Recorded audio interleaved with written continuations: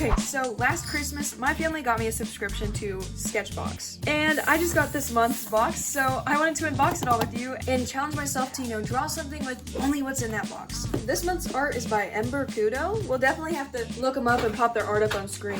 My dog is choosing right now to play with his toys. That's so great. I love the colors that they use in this one. Like, there's all sorts of greens and blues in there. That is so cool. So just like you guys, I have no idea what is in this box. And we're gonna find out together if I can ever get it opened. There we go. Okay, let's see what's inside. Yeah, the items in this box are that mind-blowing. So stick around. But first, I have got an announcement. As some of you may have noticed, I've been going live on this channel a couple times a week. I do everything from playing Pokemon challenges to playing my guitar. Make sure that you are subscribed to the MissyDoPop channel and that the bell is turned on so you get notified anytime I go live. You can also check my community tab anytime you want to find out live stream specifics. Now I will let you find out what is in this box. Here's the tissue paper sketchbox. Let's see what's in there. Oh!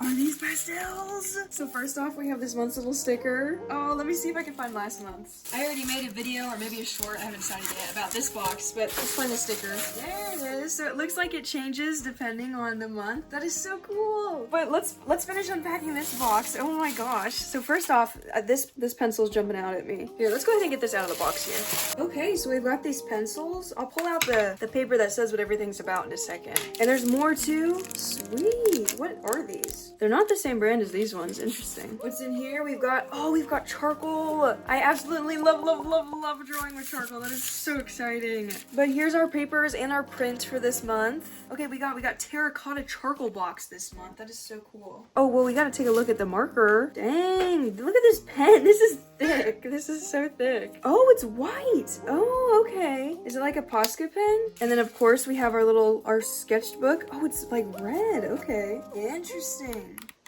Each month we get a little prompt, and our prompt for this month is flame. That'll be fun. And I'm definitely going to be using that prompt whenever we try to tackle this drawing challenge. Alex Alford. I think it's with like the supplies that came in the box. There's the ats. Go give him a little look. Or touring with his band. No way.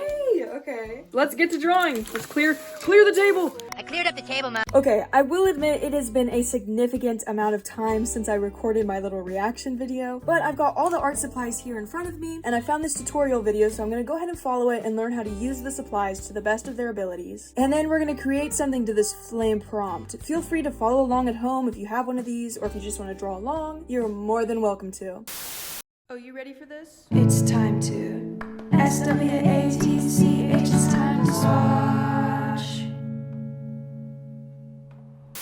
Here we've got a color that's kind of the same as the paper, but I'm gonna go ahead and I'm gonna do a square for all of these. Here we've got another like brown color. It looks a little darker than our last one, a little more red. Kind of purpley, honestly. So here we have like a Stabilo pencil, and then here we have a Derwent drawing. So it'd be cool to see like the different textures. These definitely feel like more like colored pencils, and these two up here felt more like chalk pencils. This of course is like a basic white, and then we've also got a black. And then we've got a marker.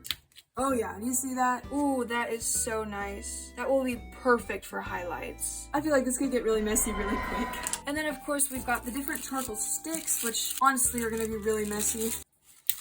Oh, look, I'm already making a mess. Let's go ahead and get those back in the box. Oh, dang. And then, we can smudge it. Oh, this takes me back to elementary school. That one looks like poop, but let's just carry on. So now we've got our swatch that we can refer back to at any time we need to, and just see what colors we can expect on this orange paper. Okay, so I'm gonna go ahead and watch this video that I've got queued up here, learn how to use the art supplies. I think I draw a panda along with her, so I'll show you that. And then we'll try to create our own masterpiece. 2,000 years later. So I've done a little studying. This is supposed to be a red panda, but I don't really know if that translates very well. And there's a mess everywhere, so we're gonna clean up and touch base again. Also, we had a casualty. It's gone. It's gone. This is gonna be a major cleanup. Major cleanup? Okay, now that things are a little cleaner, oh, I missed a spot. Let me review what I learned in my study. That video really taught me about layering my values, like starting with dark and going to light, and how to, well, try to create a gradient of some sorts, which didn't exactly translate very well. I also used my charcoal stick to create a base sketch that I then could just like scrape away, like just go like this and just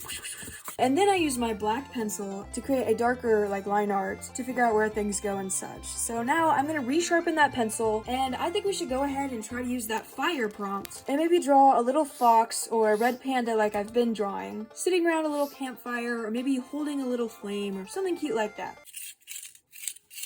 Good enough. The very first thing I did was use my charcoal stick to sketch out some very rudimentary shapes. If a mistake happened during this stage, it really didn't matter. I was just going to smudge away any mistakes once it was time for a more refined sketch anyway. It kind of looks like a bear right now, but I'm hoping that I'll be able to fix that later when I can actually put in the fur and stuff. Despite the fact that this was looking more and more like a stout grizzly bear cub, I kept sketching. I added some fur and details to the face shape until I came to a stopping point that I was satisfied with. So I'm going to try to do this without looking at any panda references because, well, I'm kind of out of devices to look on. Little did I know that this was going to be a decision I was really going to regret. Anyway, I used the ivory black Derwent drawing pencil to start the next stage of my sketch. I worked out details like the ears and paw situation. He's kind of looking more like a fat raccoon though, or like a cat. You know, honestly, maybe we should make this an orange cat because that's kind of what it's looking like. I focused a lot on sketching the face's anatomy and decided to change it from bear-like to cat-like.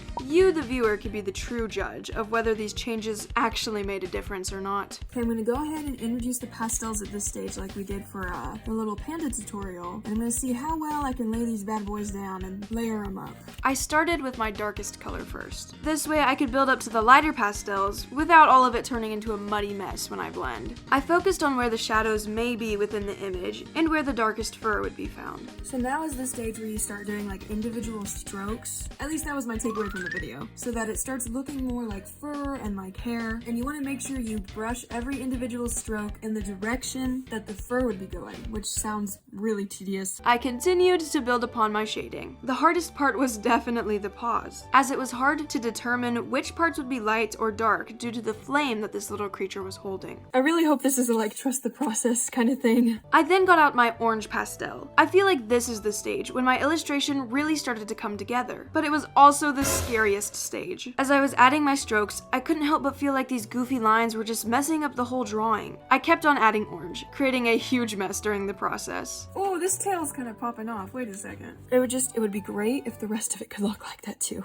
This table though is so messy. I then used my second to lightest pastel to fill in some of the bigger gaps. I also used it to fill in the belly area and to add some highlights to the area closest to the flames. Okay, I'm on to my last pastel now, which is going to be the one that hopefully brings some pop to this. Then I gotta work on this fire too, I keep forgetting about that. I used this pastel sparingly and tried to focus on what parts of our little creature would be the most lit up. Blending this color in particular was pretty hard, as I felt it just muddied the colors around in some spots. Okay, so I'm gonna go ahead and work a little bit on this fire. You know what, first actually I'm gonna work on these eyes. So I'm trying to get like a iris for the eye so that it's not just pitch black, but I'm having a really hard time finding any that'll lay down. I don't know, I just feel like it looks really creepy and I'm trying to save that. Oh brother. Okay, now I gotta do damage control. Okay, now I'm gonna go ahead and work on this fire. We'll just come back to the eyes and we'll hope that I can fix them. I'm putting down a lot of orange because I really want that to be really bright. And put a little bit of the darker color in here, but really this is our light source, so this needs to be popping. So now we get this sienna, what the heck? The sienna, and just do like highlights. I continued to add little highlights here and there with my Derwent pencil. I worked around the edges of the silhouette and also the paws. I added lots of this lighter color around the muzzle in hopes of aiding the overall face shape of this creature. I also colored in the little heart I threw in there. For this, I used a Carb Othello pastel pencil. So now I'm just doing some finishing touches. I'm gonna pull out this marker. I'm gonna add some highlight to the eyes. Let's see how that goes. I hope that helped a little bit. Whoa, I forgot to use my white pencil. That might help. It kind of doesn't look like a cat. It kind of looks like a little chipmunk, but maybe I'm gonna add some whiskers. Maybe we could just pretend it was a chipmunk the whole time. Moment of truth. I can't really tell if that helped or hurt, but I'm gonna clean up the space again and then we'll take a final look at this art piece. I used this art supplies from a monthly sketchbox to create these drawings. I'll be honest, it's been like 4 months since I originally got this box, so I don't even know what month this is from anymore. But overall, it was a lot of fun, and I learned about a lot of new mediums. Like, I've never really used pastels unless you count elementary art school, so it definitely was taking me down the nostalgic road. If you guys drew along with me, you'll have to let me know what you drew in the comments, and what you think of our wise little squirrel. What do you think we should name him? Thank you so much for joining me on this artistic journey. If you want to see more art and video game related related videos, make sure you subscribe to the channel down below, right down there. And with that, this is MissyDoPop signing off. I'll see you guys next time.